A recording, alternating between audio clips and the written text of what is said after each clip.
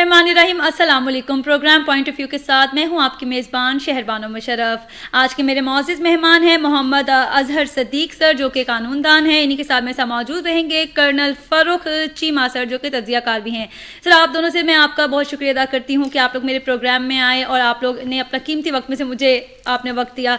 सबसे पहले नाजरीन, आज हम बात करेंगे वज़ीर आज़म की वार्निंग के हवाले से, जो कि उन्होंने अपनी हुकूमती वज़रा को फिर से दे दी है। इससे पहले हमने देखा कि उन्होंने मुआहिदा भी एक तय पाया था कि वो लोग कारकर्दगी करेंगे और कुछ ना कुछ आगे लाहे अमल तय किया जाएगा। मैं सबसे पहले मोहम्मद अजहर सदीक सर से जानना चाहूँगी, सर आप बताएं कि ये जो वार्निंग का अमल है या मुआहिदा कोई तय पा जाता है कि वफाकी काबीना के जो अरकान हैं वो काम करें वज़रा, और बारहा वो काम नहीं कर पा रहे या फिर हमारे इमरान खान साहब इस पर एक्शन ले लेते हैं, तो क्या ये सब कुछ काफ़ी होगा एक इक़्तिदार में रहकर हुकूमत को चलाने में, आवाम को इंसाफ देने में? बहुत शुक्रिया। देखिए, बुनियादी तौर पर तो टीम लीडर का या कप्तान का या खलीफा का तरीक़ाकार यही होता है, जो टीम साथ लेकर आ रहा है उसकी पहले अकाउंटेबिलिटी पहले अपने की करनी है, फिर दूसरों की तरफ तवज्जो देनी है। लेकिन बुनियादी तौर पर बड़ा टाइम हो गया दूसरों की तवज्जो देते, वो बिल्कुल करते रहे, अकाउंटेबिलिटी उनकी है, लेकिन इनकी तरफ जो तवज्जो जो है ना बहुत ज़रूरी है। नाहली इनएफिशिएंसी अगर देख लें, इनकॉम्पिटेंस अगर देख लें, और दूसरा डेफिनेटली अकाउंटेबिलिटी का प्रोसेस, और उसमें कई चीज़ें ऐसी हैं, ये तो साथ साथ इंटरनल चलती रहनी चाहिए थी। शैडो कैबिनेट बननी चाहिए थी पीछे, जो बैठ के इन चीज़ों को देखती है, लेकिन देर आए दुरुस्त आए। अब चूँकि 2.5 साल से तकरीबन पीरियड कंप्लीट हो चुका है, अब आधा पीरियड उनका रह गया जाने का, तो यहाँ परफॉर्मेंस तो दिखानी है और वो परफॉर्मेंस दिखानी पड़ेगी। इसमें कोई शक नहीं है कि इंडस्ट्रीज़ कुछ बूस्ट हुई हैं, कंस्ट्रक्शन इंडस्ट्री बेहतर हुई है, टेक्सटाइल इंडस्ट्री बेहतर हुई है, लेकिन महंगाई को उस तरह कंट्रोल नहीं कर पाए। और महंगाई के हवाले से आम आदमी के लिए इतने मसाइल हैं, लेकिन साथ साथ क्रेडिट भी जाता है कि उन्होंने जो कब्ज़ा माफिया या तेल माफिया या चीनी माफिया, उन लोगों के खिलाफ एक्शन लेने के हवाले से वाज़ेह तौर पर कुछ चीज़ें देखी और उसके बाकायदा कोई जुडिशल इंक्वायरियाँ कराएं, ताकि कौम के सामने असल चीज़ें आ सकें। हमने IPP के साथ मुआहदे भी सारे देखे, हम उसके अलावा जो बगास के हवाले से, चीनी करने के हवाले से जो बिजली की कीमतें मुकर्रर की हैं, जो कैपेसिटी पेमेंट के नाम पर जो इस कौम के साथ जुल्म होता रहा है, उन चीज़ों पर भी हम देख रहे हैं। लेकिन डिपेंड ये करता है कि हम इस मामले को किस तरह सीरियस लेते हैं और इस मामले को किस तरह लेकर चलते हैं। वो मामले को जब उस तरह सीरियस लेकर चलेंगे तो फिर पॉसिबिलिटी है कि चीज़ें बेहतरी की तरफ जा सकें। पर यह बज़ाहिर इतना आसान काम नहीं है। इसके लिए बाकायदा आपको पीछे कुछ शैडो कैबिनेट बनानी पड़ेगी। आपको एक इनका देखिए, पहले होता था कि यहाँ पर मेंबर इंस्पेक्शन टीम सूबाई लेवल पे तो काम करती थी, ये वफाकी सतह के ऊपर भी ऐसी होनी चाहिए कि जो आपके अपने अंदर की अकाउंटेबिलिटी का, आप बजाय आप IB या इंटेलिजेंस के इदारों के ऊपर बिलीव कर रहे हैं कि आप अपने तौर पर भी एक ऐसा निज़ाम बनाएं कि जिससे ये अकाउंटेबिलिटी और परफॉर्मेंस का काम बेहतर हो सके। ठीक हो गया। सर, आपसे जानना चाहूँगी कर्नल सर कि आपने भी देखा कि इमरान खान साहब ने एक वार्निंग जारी की है, इससे पहले मुआहिदा दस्तखत हुआ, लेकिन काबीना में हमने देखा कि तब्दीली होती रही। जैसे कि शेख रशीद साहब को जो है दे दिया गया अपना ये कलमदान, जो है वज़ीर रेलवे से हटा के उन्हें दूसरा कलमदान दिया गया वज़ीर दाखिला का, और आज़म सवाती को वज़ीर रेलवे का बनाया गया। तो क्या ऐसी तब्दीली से ऐसा क्या फ़र्क पड़ गया कि अब फिर से इमरान खान साहब को वार्निंग ही देना पड़ गई है? देखें, वार्निंग क्या चीज होती है जी? वार्निंग है कि मोहतात रहने का या आगे चलने वाले साथियों को कुछ बताना, गाइड करना। हमारे यहाँ ये एक आपको इसलिए अजीब लग रहा है जी, क्योंकि आज तक किसी की जरूरत नहीं पड़ी थी कि पॉलिटिकली मोटिवेटेड लोगों को कोई वार्न कर सके या खींच सके जी। वेयरएज़ इसका मैं तो मतलब बड़ा पॉजिटिव लेता हूँ कि इसका ये मतलब वार्निंग का नहीं होता कि आपने नहीं काम किया। इसका मतलब होता है कि मुझे स्टैंडर्ड और चाहिए जी, ठीक है जी। स्टैंडर्ड हमारे कौम को और चाहिए, और on behalf of that I am asking, number 1 जी। दूसरी बात यह है कि देखो, हर गवर्नमेंट को एक अपोजिशन का सामना होता है जी। अपोजिशन अपनी शैडो कैबिनेट बनाती है, तनकीद करती है, हर किस्म की करती है, लेकिन यहाँ पर अपोजिशन का काम पब्लिक के लिए तनकीद करना नहीं जी, कौमी इम्प्रूवमेंट नहीं है। उनका टोटल मकसद ये था कि किसी भी तरीके से इस हुकूमत को फेल करें जी। वरना वो जो बारियां लगी हुई हैं उसके दरमियान में तीसरा बंदा आ गया, तो हमारी बारियां खराब हो जाएगी। जी असल मकसद जो है अपोजिशन का, जिससे पीडीएम भी जन्म ले रही है, जी। और भी बहुत सारी दुनिया निकलेगी जी। असल मकसद जब ये बन जाए और उन लोगों के पास जितनी रिसोर्सेज और जितने अपने कॉन्टैक्ट्स और जितने अपने बने हुए बेसिस हैं 30 साल से, उनको इस्तेमाल करना। आपको ये सबसे पहले ये देखें कि मुश्किलात इस हुकूमत के लिए नंबर 1 इंटरनेशनली फोकस पाकिस्तान के ऊपर, नंबर 2 पाकिस्तान को एक चुंगल से जान छुड़ाना था, एक अपनी नई सी पैक हमने डेवलप करनी थी, हमें एक नया एक फेस बनाना था, तीसरा कोरोना भी आ गया जी, ऐसा ही। उसके बाद सबसे बड़ी जो चीज है वो ये आई कि बजाय कौम के जितनी पार्टियां थी वो मिलकर एक अबॉर्टिव किस्म की, गलत किस्म की एफर्ट जो कर रही हैं, वो सिर्फ ये है कि इसको फेल किया जाए हुकूमत को। उसके लिए मैं कहता हूं रोज वार्निंग दें, रोज उसका असेस करें और रोज बदले। Let him do. हमें स्पेस देना चाहिए। हमें आदत पड़ गई ये सोचने की कि हुकूमत जो कुछ करे चौराहे में फैसला करे और हमारे से पूछ के करे, ऐसा नहीं होता। सर आप ये भी देखिए कि वजीर खारजा का भी बयान आया है, उन्होंने कहा है कि भारत जो है वो हमारे अफगान सूरत हाल पे इनके हालात जो है वो खराब करना चाहता है। सर भारत तो कहीं पे भी चैन नहीं ले रहा। आप देखें LOC पे रोज फायरिंग करता है या सीज फायर माहिदे की भी खिलाफवर्जी करता है और फिर आ जाता है सर्जिकल स्ट्राइक पे। तो पाकिस्तान इस पे क्या अमल दखल रह गया पाकिस्तान का? क्या हम डर के बैठ गए हैं क्योंकि भारत की तरफ से ही हमले होते हैं और हम अमन का गहवारा बन के बैठे हुए हैं? मैं खुद बॉर्डर पर बहुत अरसा रहा हूं जी। जब हम आपको ये पता चलता है ना कि जी उन्होंने हमारे इतनी सिविलियन आबादी पे इतने नुकसान कर दिया जी, हमारा मजबूरी ये हमारी कि हम उधर फायर करें तो हमारे उधर भी मुसलमान कश्मीरी हैं जी, हम सिविलियन को टारगेट वैसे भी नहीं करते जी, लेकिन वो उनकी खातर तो हम बैठे हुए हैं। तो इस चीज का फायदा इंडिया उठा के हमारे सिविलियंस को करता है।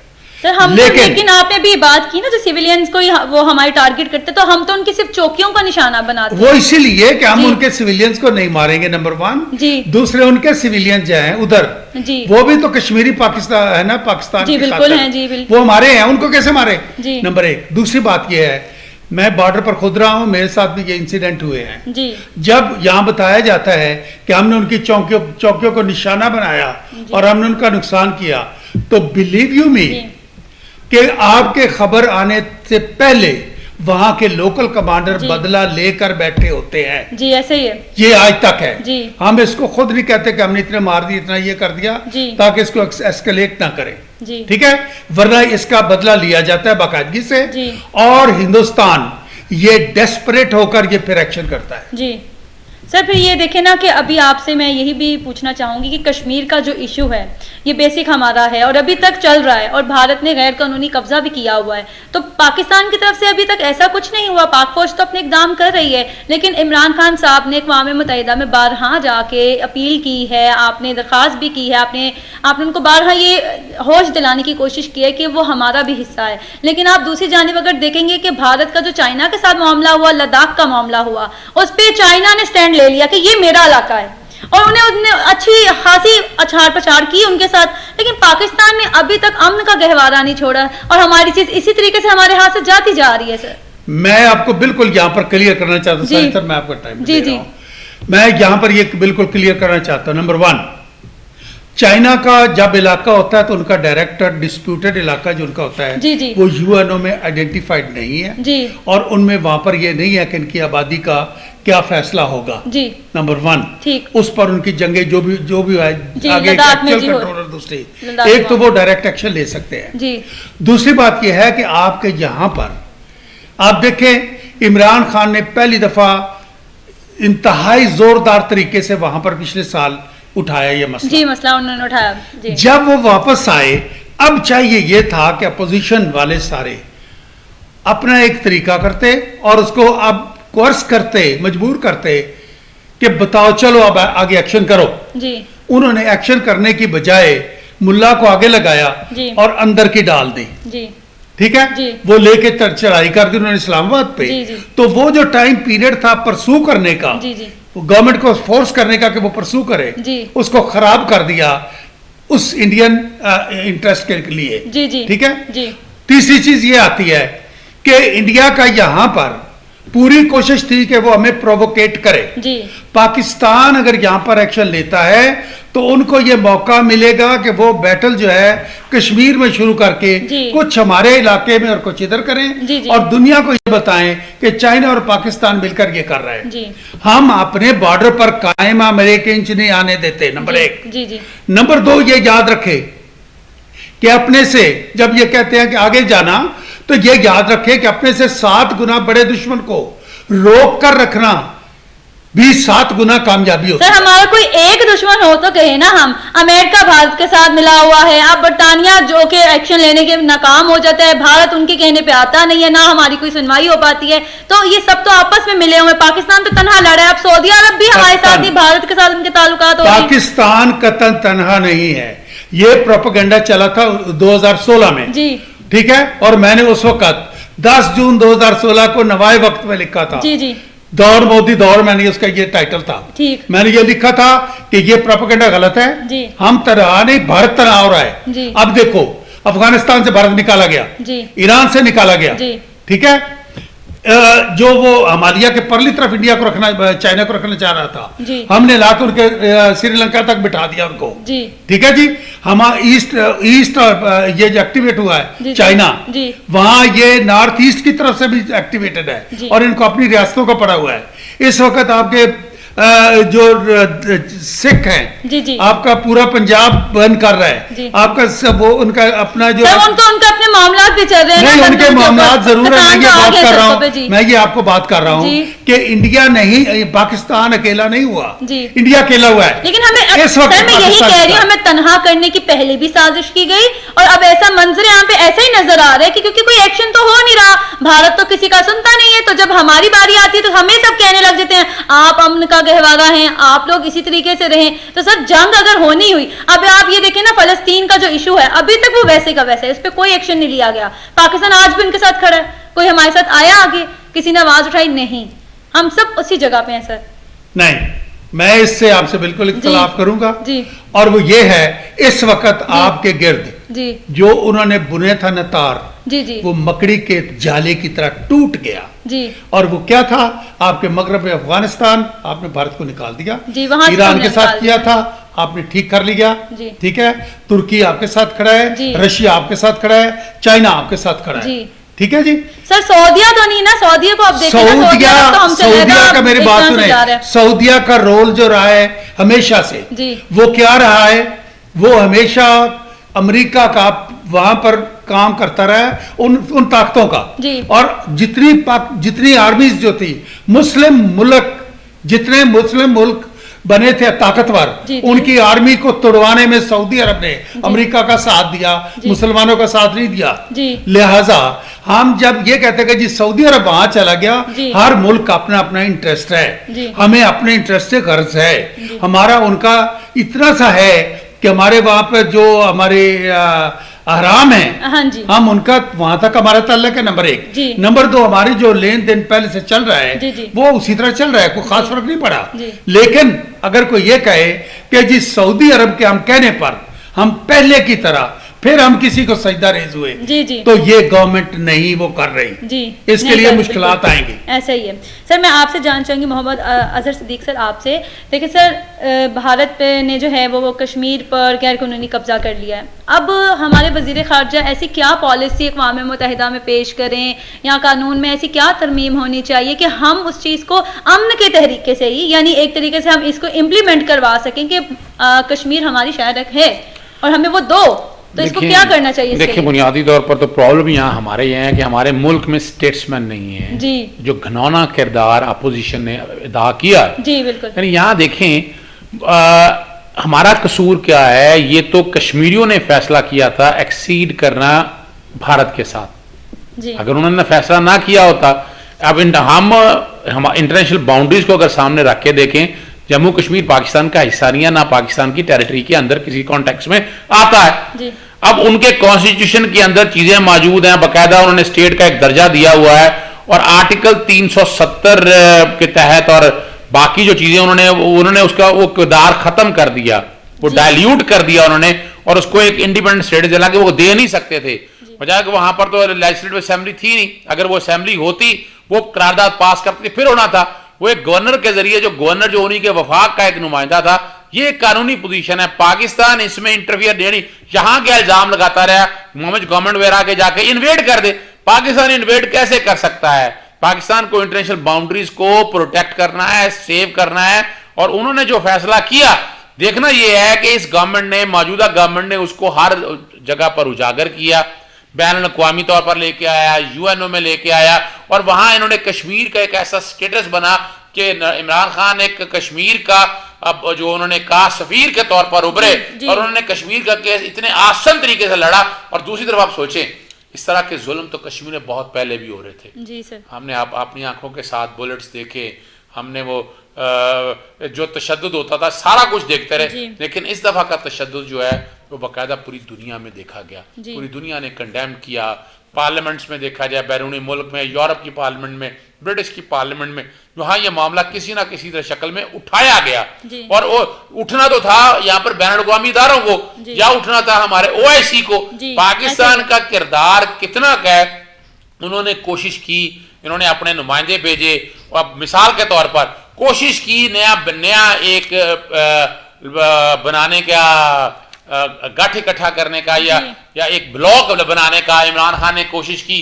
वो टर्की इन्वॉल्व किया, ओमान इन्वॉल्व किया, उससे सऊदीया नाराज हो गया। हम सब ने देखा कितने मसाइल पैदा हुए।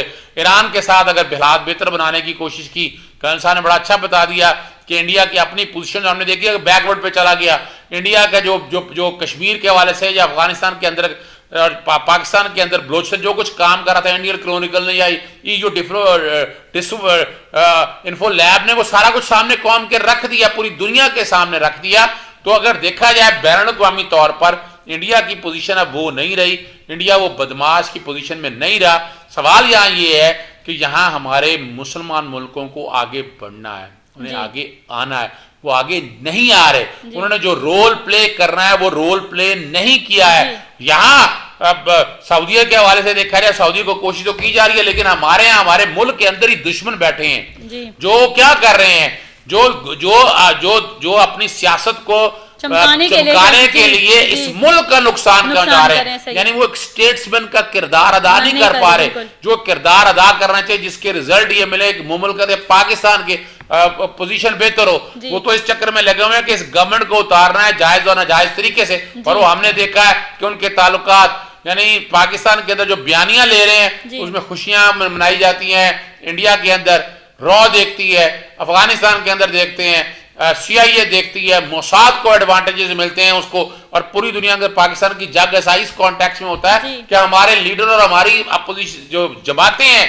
वो ये बयानियां लेकर चल रही हैं उन दुश्मन ममालिक का। ये किसी तरह की पूरी दुनिया में ज्यादा नहीं जाती, लेकिन ये सारा कुछ पाकिस्तान के अंदर हो रहा है और हमको खातर खा इस बारे में इकदाम कर नहीं पाए हैं। जी जी बिल्कुल सर, मैं आपसे यही जानना चाहूंगी कि अभी जो है अपना साबिक वज़ीर आज़म शाहिद हक़ान अब्बासी इमरान उनसे मिलने गए, नवाज शरीफ साहब से, उन्होंने उनको पैगाम दिया शहबाज शरीफ साहब का, और अभी इमरान खान साहब ने कहा कि मुझे तहरीरी तौर पर आया कि मुझे NRO दे दिया जाए।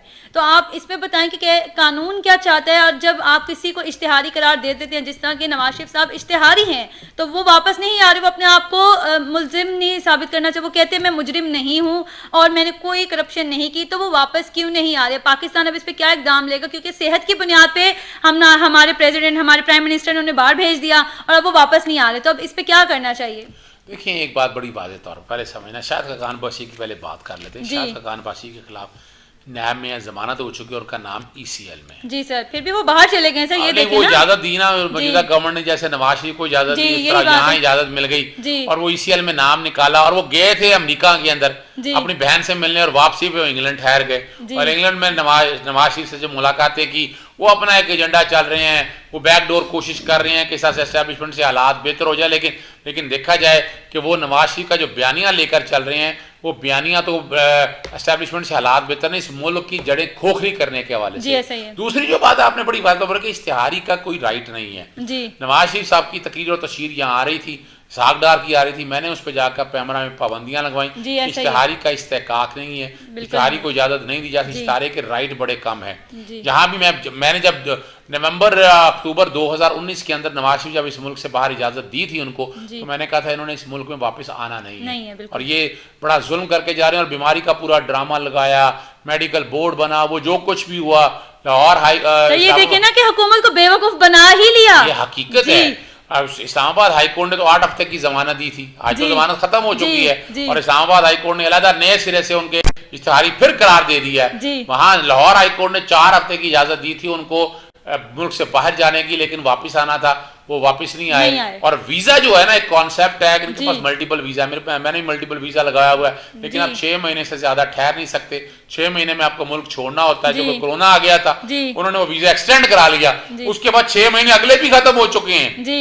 अब इस गवर्नमेंट ने उनको बुलाने के लिए अब ये प्लान ये बनाया है कि उनका पासपोर्ट एक्सटेंड नहीं करेंगे। पासपोर्ट एक्सटेंड नहीं करेंगे तो वो अगर तो उस मुल्क से निकल जाएंगे तो फिर नहीं सर, वो तो पहले तैयार बैठे हैं सऊदिया जाने के लिए, सऊदिया ने पहले उन्हें वेलकम कर दिया। जी। मैं बता दूं आपको, जी। सऊदिया में कोशिश तो है, वो जाएंगे जी। नहीं, वो पासपोर्ट खत्म होने का इंतजार करेंगे ताकि उनको स्टेटलेस करार दिया जाए। जी। और इसमें फिर उन्हें जो उनका बरतानिया के अंदर रेजिडेंस है वो बाकायदा लीगल बनाने की कोशिश करेंगे। जी, जी। और बाकायदा, और उसके कॉन्टेक्स्ट में देखिए 2 तरह से वो कोशिशें कर रहे थे। वो पॉलिटिकल असाइलम के हवाले से कोशिश कर रहे थे, जी। पैसा उनके पास इस मुल्क का लूटा इतना ज्यादा है। अगर वो इस कोशिश में कामयाब हो गए तो वो पाकिस्तान के शहरी नहीं रहेंगे।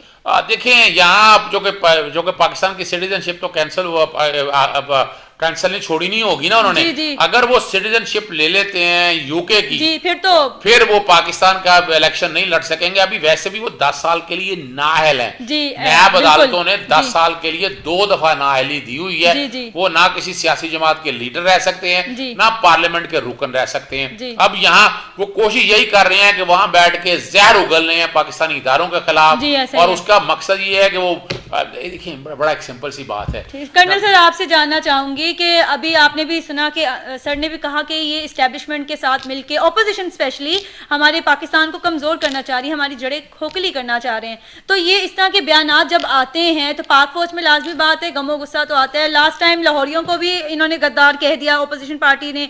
तो ये किस तरह का नैरेटिव है कि पाकिस्तान के अंदर ही तबाही मचाने जा रहे हैं? और इसके लिए पाक अफवाज जो है उन्होंने भी बाबर इफ्तिखार परसों ही प्रेस कॉन्फ्रेंस करके गया, उन्होंने कहा कि सियासत में हमारा कोई अमल दखल नहीं है और हमने इंतखाबात नहायत ही ईमानदारी से कराए हैं, धांधली का कोई एलिमेंट नहीं, अगर है तो आप लोग इदारों के पास जाएं। तो जब ऑपोजिशन इदारों को भी नहीं छोड़े, पाक फौज को भी नहीं छोड़े और अवाम पे भी अब गद्दारी का मुकदमे कह रहे हैं कि लाहौर ये है वो है, तो आप क्या कहते हैं कि पाकिस्तान को किस तरीके से तबाही से बचाया जा सकता है?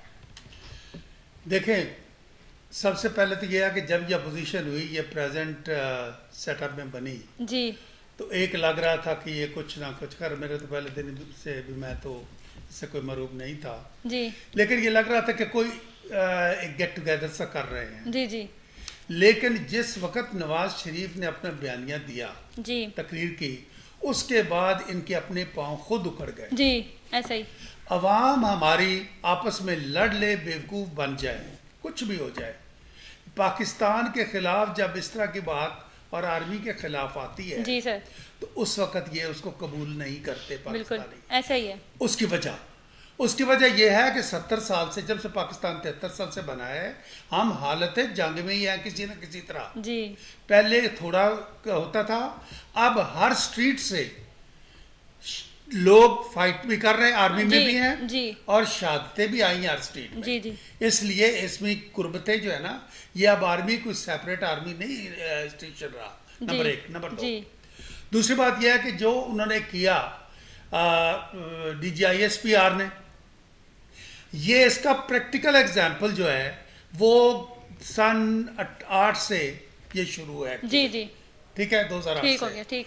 यानी कई बार ऐसा हुआ जहां पर आर्मी को मजबूर किया गया, हालात पैदा किए गए कि आर्मी कुछ इंटरफियर करे, लेकिन आर्मी ने नहीं किया जी, ठीक है जी। इसी नवाज शरीफ को टॉपल करना उस वक्त 14 में कोई मुश्किल नहीं था जी, आर्मी ने नहीं किया और ना ही अब करेगी जी।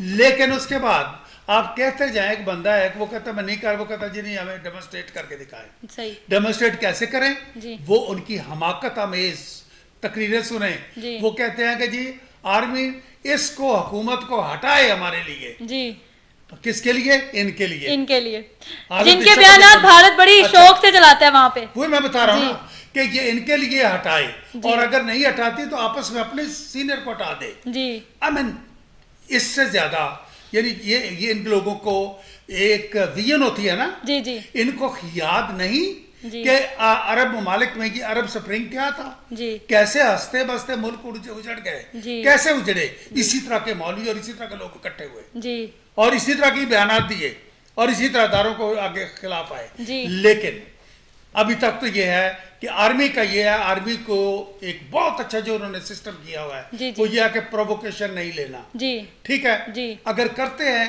तो आएंगे करीब देखेंगे। जी दूसरा उसको ISPR ने DG ने कहा कि जी ठीक है, अब वो कहते हैं जी हम पिंडी आएंगे। हाँ जी, उन्होंने कहा हम चाय भी पिलाएंगे, आप मोस्ट वेलकम है हमारी जी हाँ। जानिब से, आप आए। ऐसी चाय पिलाएंगे कि याद याद रखेंगे, जी। ठीक है ना, चाय पिलाएंगे, ऐसी चाय हाँ पिलाएंगे। फिक्र नहीं करें, आप लोग आए, उन्होंने तो वेलकम अगर किया वहां है। तक जी पहुंचेंगे तो फिर चाय पिलाएंगे। जी बिल्कुल ऐसे ही उन्होंने लेकिन कहा। ये चाय लेकर, केतली लेकर आर्मी जो है ना बाहर के इलाकों में इनको चाय पिलाने नहीं निकलेगी। जी, ऐसा ये ही इनका, ये यहाँ पर इनको रहना चाहिए। आर्मी दूसरी के साथ। बात एक और हमाकत, जी यानी कि अहमकाना सोच देखें। जी। वो कहते हैं जी आर्मी ये कहे कि वो इमरान के पीछे नहीं है। हाँ जी ऐसी। इमरान के पीछे नो, आर्मी को अपनी गवर्नमेंट के पीछे खड़े होना है। जी ऐसा ही आपके है। पास जो चॉइस है आप वो एक्सरसाइज करें ना। बिल्कुल जमहूरी आपके पास जमहूरी choice है। निजाम है, आप सही कह रहे हैं सर, ऐसा ही होना है। आपके पास चॉइस है, जी। आप असेंबली में आए, जी उसको वोट आउट करें, वोट आउट इमरान को आउट कर बिल्कुल। दें, जी बात खत्म। बात खत्म। ये आपके पास चॉइस है ना। जी। अब ये कहेंगे जी नहीं हम नहीं कर सकते, आप करें। जी। दो चीजें हैं जो हमारे सियासतदानों ने हमेशा से की है आज तक, ठीक है, और मैं कहता हूं कि लोग ये समझ जी। लें। नंबर एक, ये समझते हैं कि जी लीडरशिप, लीडर जो बहुत बड़ा शेर लीडर होता है बाबर जी शेर, जी हाँ उसको कहते हैं जी जो मामूल है या मफूल है। जी जो उससे अगर मामूल होता है ना, जी। आमिल कहता है घूम जा घूम जा, वो घूम कहता है जा, घूम घूम जा। जा। वो कहते हैं कि जी हमारे जो लीडर हैं वो बड़े शेर हैं, लेकिन वो जी आर्मी के इशारों के आगे दो मिलाते हैं, ये हैं मफूल हैं। जी अपने खुदा के लिए जमहूरी लीडर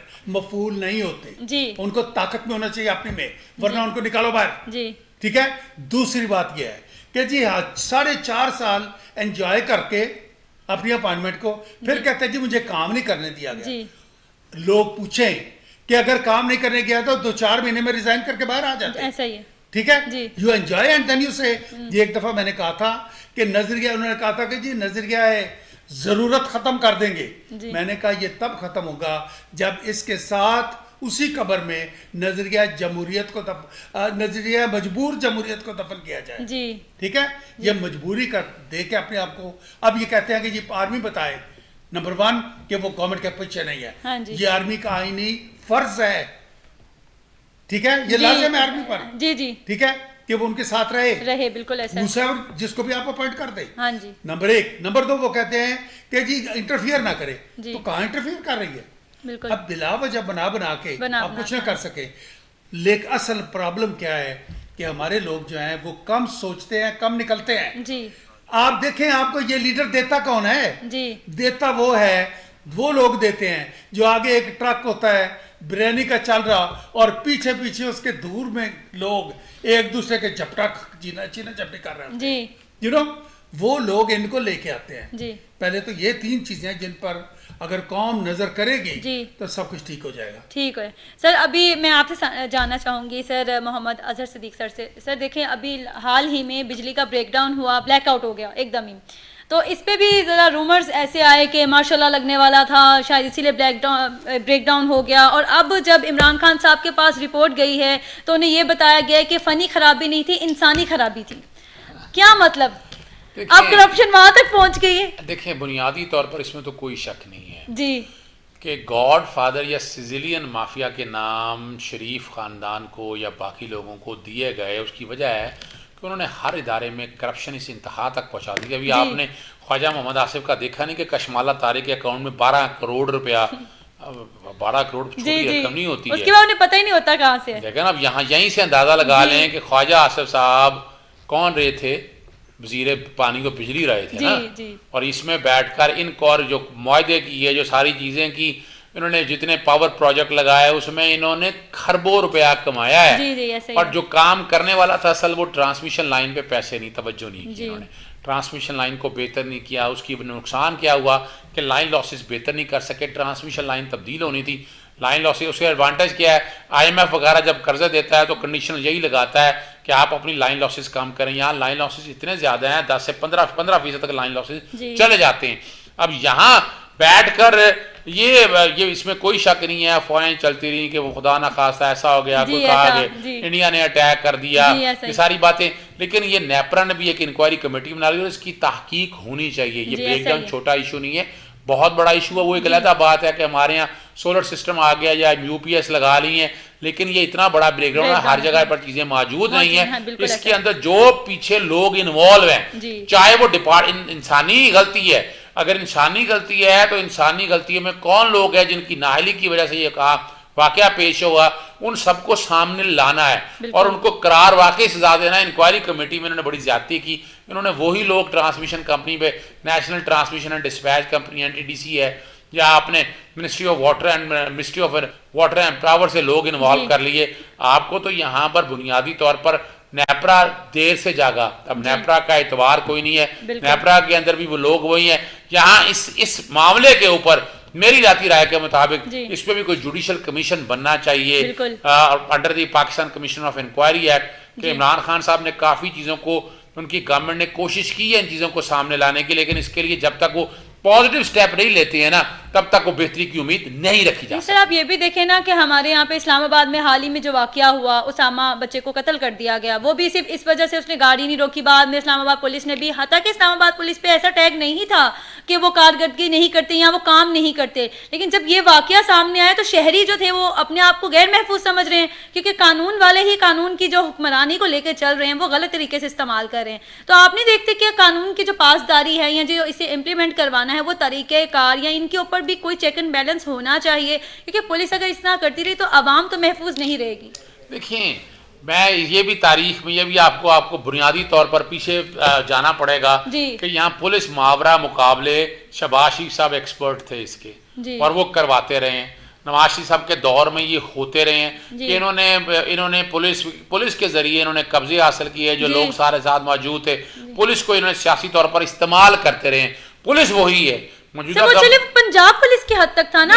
नहीं, आप ये देखें ना, इस्लामाबाद पुलिस याद रखिए, वो भी अब इसमें आ गई है। इस्लामाबाद पुलिस के अंदर भी तो कल्चर तो पुलिस ही है ना, और वही ऑफिसर यहाँ से ट्रांसफर होके जो PSP ऑफिसर SP लेवल के लोग हैं तो ट्रांसफर होके वही जाते हैं। और उसामा सदी के केस में जो कुछ हुआ है आपके सामने देखें, इससे हम इसमें भर्तियां सारे वही हैं। उसमें पुलिस का देखिए वजह ये है कि पुलिस मुकाबले रोकने के लिए लाहौर हाईकोर्ट के हाईकोर्टों के फैसले मौजूद हैं, लेकिन उस पर अमल दरामद नहीं हो सका, और कोशिश अगर करते तो बेहतर है। यहाँ भी क्या है, यहाँ पुलिस का मोरल खत्म ही नहीं करना, ये ना हो कि असल वाकई दहशतगर्द हो और इस डर में कि इसमें कोई मासूम आदमी ना और वो कोई ऐसा एक्शन ना करें। यहाँ ये देखना है, आप वक्त के साथ साथ बड़ी तेजी आ गई है, मॉडर्न डेवलपमेंट आ गई आपके पास अगर ऐसी कोई कॉल थी, ऐसी कॉल में तो 3 लोगों का था, ये तो एक बंदा था, और नहाता तक कोई फायरिंग नहीं की। आप गोलियां अगर मारनी थी टारा में मार सकते थे, कोई और तरीका था। लेकिन दूसरा क्रेडिट देखें, मैंने तारीख में ये नहीं देखा कि जैसे ही वाकया हुआ फौरी तौर पर दहशतगर्दी का पर्चा दर्ज हो, कत्ल का 302 का पर्चा दर्ज हुआ, 148 और 149 को सामने रख के, और ये इतना आसान काम नहीं है, ये क्रेडिट जाता है। लेकिन इस मामले में चूंकि जुडिशल इंक्वायरी होने वाली है, असल हकायक सामने आ जाएंगे, दोबारा रोका कैसे जा सकता है वो चीजें भी सारी सामने। सर आप ये देखें ना कि हम सबको ही पता है कि रियासत के जो हैं वो 3 सतून, अहम सतून जो हैं वो मुकन्ना, इंतजामिया और अदलिया हैं। अगर ये भी बैलेंस के साथ नहीं चलेंगे तो ये नीचे का जो अभी आपने सर्कल बताया कि इम्प्लीमेंट ही नहीं है, तो किस तरीके से पाकिस्तान की आप देखें ना, इक्तदार में हुक्मरान बैठ जाते हैं, निचला तबके के ऊपर जो जुल्म सितम हो रहा है उसका नोटिस लिया जाता है। ऐसा नहीं है नोटिस नहीं लिया जाता, लेकिन सर जब वो जुर्म हो जाता है उसके बाद नोटिस लिया जाता है, उससे पहले क्यों नहीं सोचा जाता? देखें, ये बुनियादी तौर पर आपका ब्यूरोक्रेटिक माइंड है, आपके यहाँ मुल्क में निजाम ऐसा हो चुका है, आपने ऐसी कोई कानून साजी नहीं की है, और ये भी पुरानी तरीके में जाएगा ना। तो यानी क्या होता था, शहबाज शरीफ ने नोटिस ले लिया, इतने बंदे मुअत्तल कर दिए, नवाज शरीफ ने एक्शन ये कर लिया और ये बंदे कर दिए। आप ये देखते रहे रिकॉर्ड में, ये कोई अनोखी चीज नहीं है, हम ये सारा कुछ देखते रहे हैं कि वजह थी कि वहां उनको अपनी जाती पहचान थी, पुलिस को सियासी तौर पर इस्तेमाल करना था। अगर वो देखा जाए पॉलिटिकल टेररिस्ट विंग थे, पॉलिटिकल विंग बनाए हुए थे पुलिस में। इफ्तिखार चौधरी साहब के दौर में जजमेंट इतनी मौजूद है कि ये सारा कुछ कौम के सामने आ चुका है, लेकिन हमने उस पर अमल दरामद करने की कोशिश नहीं की, हमने उन चीजों को, सिस्टम को बेहतर करने की कोशिश नहीं की। सर अभी आप ये बात कह रहे हैं ना कि पुरानी हुकूमतों पे बनता है, तो जब अब आईजी पंजाब को तब्दील किया गया तो ऑपोजिशन की जानिब से यही बयान दिए गए कि वो उनके काम नहीं कर रहे थे, वो कब्जा नहीं लेके दे थे, इसीलिए आईजी पंजाब को तब्दील किया गया। तो आप इस पे क्या कहेंगे कि पुरानी हुकूमत में तो चले जो हो गया, तो इस वक्त की हुकूमत क्या कर रही है? इसमें भी तो नाइली है ना। अब पंजाब गवर्नमेंट के ऊपर करप्शन के इतने इल्जाम है, उस्मान बुज़दार के ऊपर ट्रांसफर, पोस्टिंग और ये सारे काम के लिए कब्जा, यानी इतने, मिसाल के तौर पर शेख उमर शेख को क्यों तब्दील किया गया? उमर शेख तकरीबन खोखर बरादरान के ऊपर कब्जा उन्होंने छुड़ा देना था, उनकी गर्दनों तक पहुंच चुके थे, लेकिन ज्यादती बड़ी हुई। ये सारा निजाम हम सब ने आपने देखा है, लेकिन उनको तब्दील कर दिएगा। फिर वही बात है ना, ब्यूरोक्रेटिक माइंड है, वो ब्यूरोक्रेटिक स्टाइल है, वो माफिया जो है वो काम कर जाते हैं, वो ताकतवर हैं, और वो अगर वो चाहते भी हैं इमरान खान का चीजों को बेहतर कर जाए, इमरान खान ने सारा निजाम खुद तो चलाना नहीं है, यही बात उन बंदों के बगैर काबीना में फिर वो क्यों नहीं सच हक और सच ये बताना चाहिए, ये बिल्कुल बताना चाहिए, लेकिन ये देखें वो बताते क्यों नहीं है। ये इमरान खान साहब के सामने इतनी दफा मुतालबा किया गया है कि वज़ीर आला पंजाब उस्मान बुज़दार को तब्दील कर दें, लेकिन आपने यानी इमरान खान साहब ने 12 कहा मैं मुतमईन हूं उनसे, और करप्शन केसेस भी उन पे अगर हैं तो क्यों नहीं एक्शन लिया जा रहा? हेलीकॉप्टर केस जो है ना इंश्योरेंस के हवाले से, जी सर ये भी एक पॉइंट आपने, शराब के परमिट का मैंने कंप्लेंटें दायर की उनके खिलाफ करप्शन और करप्ट प्रैक्टिसेस के हवाले, और हेलीकॉप्टर की इंश्योरेंस का तो केस बंद कर दिया गया, और दूसरा जो शराब परमिट देने वाला है उसकी इंक्वायरी चल रही है, वो देख रहे हैं कि इंक्वायरी किस स्टेज पर पहुंचती है, लेकिन उन्हें जिस तरह ये काम लेकर जाना चाहिए था उस तरह लेकर नहीं गए, और यही जुल्म है इस कौम के साथ। ठीक हो गया। कर्नल सर आपसे जानना चाहूंगी कि सानेहा मछ जो हाल ही में हुआ, हम सबको अफसोस है क्योंकि वो भी हमारे भाई हैं, बरादर हैं हम सारे, तो सर आप ये देखें कि इस पे भी ऑपोजिशन ने एक गेम खेलना चाहिए, एक प्ले कार्ड ऐसा खेला जो कि इंसान को इंसानियत ही भुला दे, कि इमरान खान साहब को बेहिस कह देना, उनको जालिम हुक्मरान कह देना, और आगे से जब इमरान खान साहब ने अपना बयान दिया कि मुझे ब्लैकमेल ना करें आप, उन्होंने ब्लैकमेल इस सेंस में नहीं कहा था कि तदफीन, उन्होंने कहा कर दें मैं आ जाती, क्योंकि वो फादर ऑफ द स्टेट हैं, वो इनकी तरह पार्टी के एक मेंबर नहीं है या कायद नहीं है जो आ जाएंगे। तो आप ये कैसे देखते हैं कि उन शहीदों का जो खून है ये 2002 से चलता आ रहा है सर, हज़ारा बरादरी पर हमलों का सिलसिला, और इतने हमले हुए हैं जिसमें 80 के करीब शहीद भी हुए, और बहुत यानी हमारे काफ़ी जो बरादर हैं ना वो शहीद हुए। तो सर अगर हम देखें तो साबका हुकूमतों में भी ये होता रहा, इमरान खान साहब की हुकूमत में भी ये हुआ, तो अब आके एक चीज़ को टारगेट करना है, ख़ास तौर पे इमरान खान साहब को टारगेट करना, ये क्या सही था सर? मेरा ख्याल है दुनिया का कोई आदमी इसको सही नहीं कह सकता, ना कहा है किसी ने। जी ठीक है, पहली बात जी जी जी, क्योंकि ये है कि जो ये इंसिडेंट हुआ मच में जी, उसके गिरदोनवा में 12-13 किलोमीटर के ऊपर तो 13 जवान एफसी के मारे गए जी, शहीद हुए जी। फिर उसके बाद इसी तरीके और भी वारदातें उसी इलाके में बहुत सारी बरादरियों के साथ हुई हैं, लिहाजा इसको बरादरी के साथ मुंसलिक करना बजाते खुद गलत था जी।